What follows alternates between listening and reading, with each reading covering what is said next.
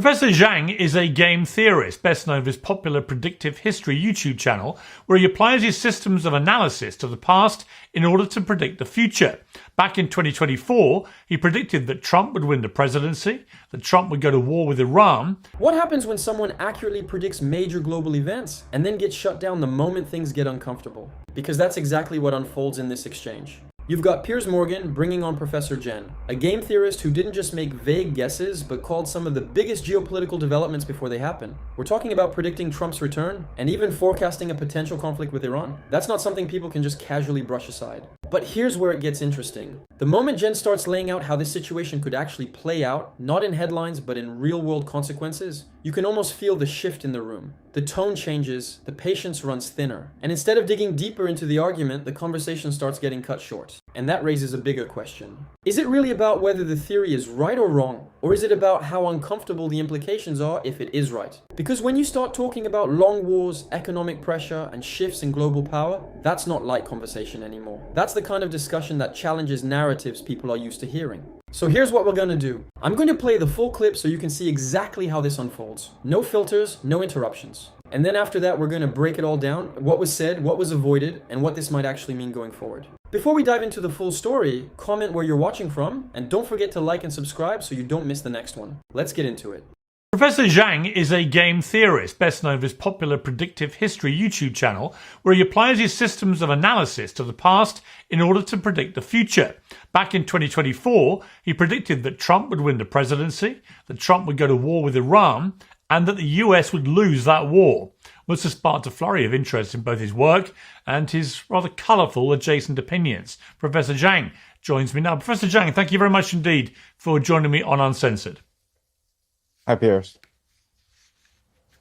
Let me start with these three big predictions, because you've been proven obviously completely right about two of them, and the third one is now unfurling before our eyes.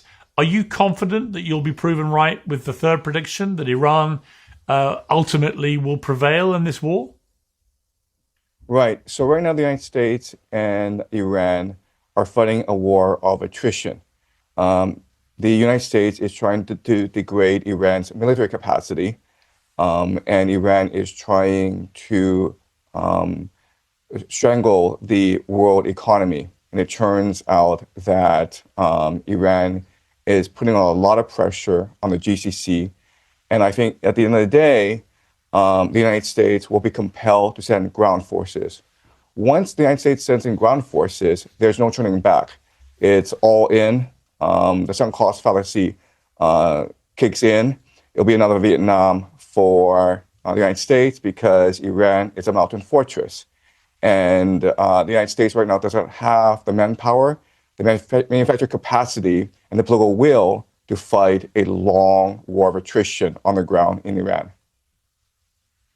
Right, so I think because of what you've said at the end there, it's highly unlikely that Trump would commit ground forces, because he's always pledged not to, and I think he would see the inherent danger of that. So if he doesn't commit ground forces, how do you see this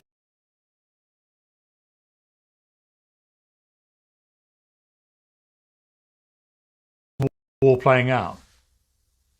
Well, right now, if Trump doesn't commit ground troops, he does have a variety of options. The first option is just to simply declare victory and call it a day. Unfortunately, the problem with that is that U.S. bases are still exposed. The GCC economies are still under pressure. The Strait of Hormuz is still closed. And there are no signs that Iran is interested in peace negotiations. Iran feels as though it has the upper hand because it has the political will and the resources to draw this war out. Now, let's assume that Trump does withdraw from the Middle East. Then what happens is that the GCC nations of Saudi Arabia, Bahrain, Qatar, Kuwait, UAE now are forced to pay a ransom to Iran, because they supply the world with their oil through the Strait of Hormuz. 20% of the world's oil flows through the Strait of Hormuz. But in return, they get food. So the GCC nations import anywhere from 80 to 90% of their food from overseas. And so basically the center of gravity shifts from the petrodollar to whatever financial system that Iran wants to focus on. And it could be BRICS, it could be gold, it could be anything. But remember, the problem with that is that the US economy is a Ponzi scheme. It's dependent on the GCC investing in AI, in tech stocks, in startups like Uber in order to finance the US economy. If this financing stopped, then the US economy could face collapse. And this means that these young men could not afford their OnlyFans anymore, and this could lead to a revolution in the streets. So the consequences for America would be dire if America were to retreat from the Middle East. I mean, it seems that the key part of all this sort of economic strangulation, if you like, by Iran is the Strait of Hormuz. We've already seen in the last few hours today that the successor to Ayatollah Khomeini, his son, has come out. Apparently, we haven't seen him or heard from him directly, but there's a statement in which he talks about keeping the Strait of Hormuz closed indefinitely. If that was to happen, what would be the consequences for the global economy, and how soon would we see those consequences? Well, I mean, the consequences would be dire because cheap energy, cheap petroleum products are the very basis of the global modern economy. So it just wouldn't be jet fuel that would be affected. It would also be food, because remember, food is produced by fertilizer, which comes from the GCC, as well as sulfuric acid, which helps the process of some semiconductor production. So artificial intelligence, food production, global travel are all dependent on products from the GCC. It's only been 2 weeks that the Strait of Hormuz has been closed for almost 2 weeks now, and already we're seeing high oil prices surpassing $100 a barrel. Iran says that they want to move it to $20 a barrel, which signals that they want the Strait of Hormuz closed for months. Now remember, even if Iran were to open up the Strait of Hormuz, it would take weeks before oil production continues. So I think for the global economy, I think we've reached the point of no return. And in the future, global economies have to commit to a bit of deindustrialization and even mercantilism in order to survive future shocks. So if you go to Southeast Asia, Vietnam and Thailand have already ordered the government workers to work from home in order to save fuel. You've pointed out that the Gulf Cooperation Council monarchies, the GCC, as you've alluded to several times here, are structurally unusual states because they're propped up by oil, desalination. They don't have their own water supply naturally, and American protection.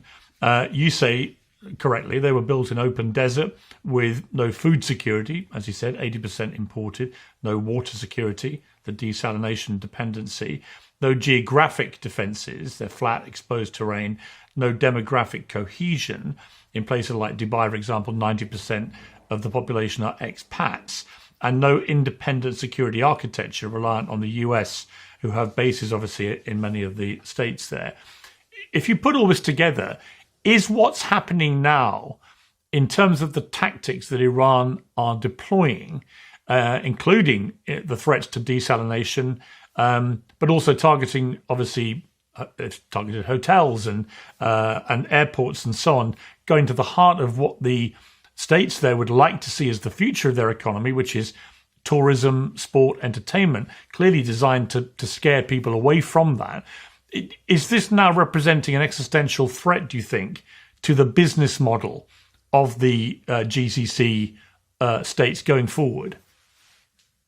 Right. So the most vulnerable city and often the most glamorous city in the GCC is Dubai. And for many years, Dubai has been very successful in cultivating an image as the new city of London, as the new Hong Kong of the Middle East. And thousands of these millionaires flock to Dubai for the glamorous lifestyle as well as the tax-free aspect of the city. But the reality is that this was all premised on global peace, on Pax Americana.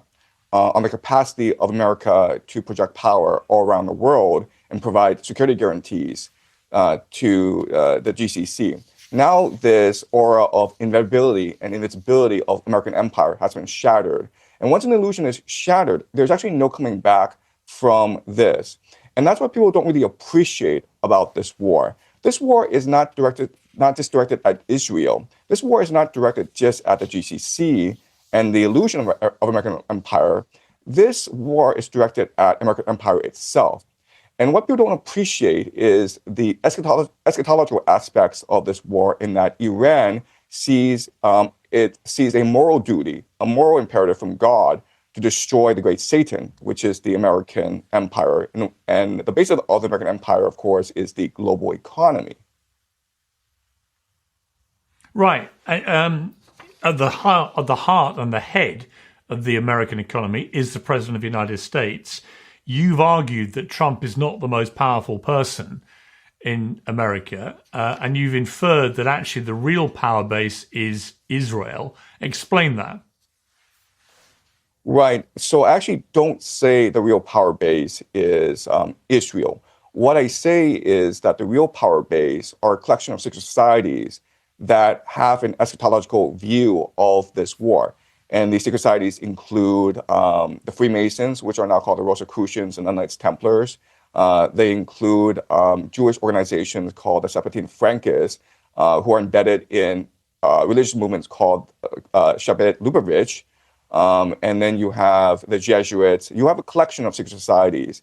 And they believe that a war in the Middle East would start a process that would culminate in the end times and the return of Jesus, the arrival of the Jewish Messiah, the building of a one world government. They have different eschatologies, but a lot of their time frames do align.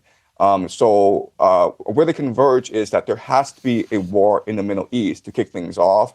This war in the Middle East will lead to the defeat of the American empire, and this will lead to the culmination of the Greater Israel Project, where Israel is able to control the Middle East from the Nile to the Euphrates. Once the Greater Israel Project is in place, it will transform into the Pax Judaica, which is an AI surveillance state. This will eventually lead to the war of Gog and Magog, the destruction of the Al-Aqsa Mosque and the building of the Third Temple, the return of the Jewish diaspora to Jerusalem, and the arrival of the Jewish Messiah or the Antichrist. So they have the scripted out. And unfortunately, a lot of world events are conforming to this script. Right. I mean, a lot of people say a lot of what you've just said is a load of fantastical baloney and driven by anti-Semitic tropes. What do you say to that? Look, I completely sympathize with this argument. 5 years ago, I would have said the same thing about this sort of argument and thinking. So what I do is predictive modeling, okay? Meaning that I'm going to throw some theories out there. And then based on these theories, I'm going to extrapolate into the future and see what the predictions are. If these predictions are correct, then my theories ought to have some legitimacy. Now, when I teach, I don't engage in historical analysis. I engage in speculative analysis.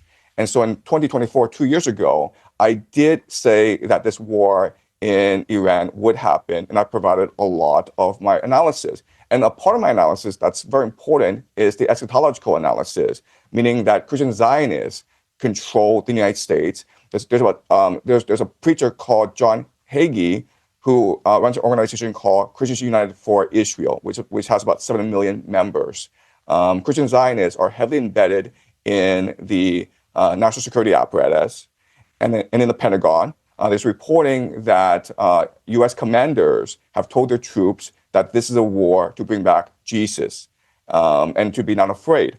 So that's my argument. Like, I don't want to believe this, but because this war in Iran is happening, I'm forced to conclude that some of my speculative analysis has validity.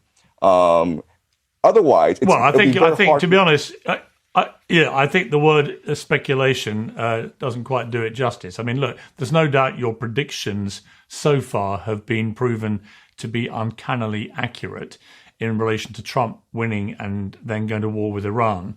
But I think the idea that this is all part of a plot to bring back Jesus Christ, look, there might be some people out there that carry such a phrase. I think it's highly unlikely, unless any evidence emerges to the contrary, that they are current commanders in the United States military. But Professor Jiang, you have a big following. Lots of people are interested in your predictive analysis, and it's good to have you on Uncensored. All right, now that you've seen the full exchange, here's what really stands out, and it's not just the predictions, it's the reaction to them. Because whether you agree with Professor Jiang or not, he's clearly not just guessing. He's analyzing patterns, power structures, incentives, historical outcomes. That's what game theory is all about. Understanding how conflicts actually evolve, not just how they're presented. But the moment the conversation starts getting deeper, talking about long wars, economic pressure, and limits of power, you can feel the shift. Instead of really unpacking those ideas, things start getting brushed aside. And that's important. Because when Jen brings up things like attrition, manpower, and political will, those aren't fringe concepts. Those are the exact same factors that defined Vietnam, Iraq, and Afghanistan. History shows us again and again, wars aren't just about strength, they're about endurance. Now sure, when the discussion moves into more controversial territory, it's fair to question it. That's part of a healthy debate. But there's a difference between challenging an idea and shutting it down completely. And what we saw here felt more like the conversation hit a limit. Because the bigger issue isn't whether every prediction is right. It's that these conversations about global power, economic pressure, and long-term shifts are complex. And when they get simplified or dismissed too quickly, we miss the bigger picture. History doesn't announce itself while it's happening. Big changes build slowly until suddenly they're impossible to ignore. So the real takeaway? When a conversation starts getting uncomfortable, that's usually where things get interesting. Let me know what you think, and I'll see you in the next one. Don't forget to like and subscribe for more like this.